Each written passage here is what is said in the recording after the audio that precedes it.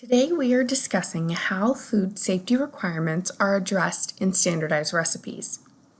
Many operations use a Hazard Analysis Critical Control Point, HACCP, pronounced HACCP, system to develop procedures for managing identified food hazards. These procedures should be incorporated into standardized recipes.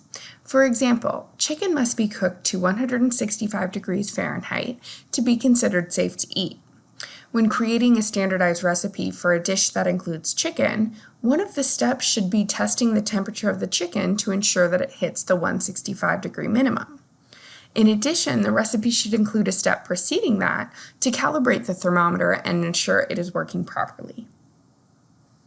Countless details must be addressed as menus are implemented and standardized recipes are created.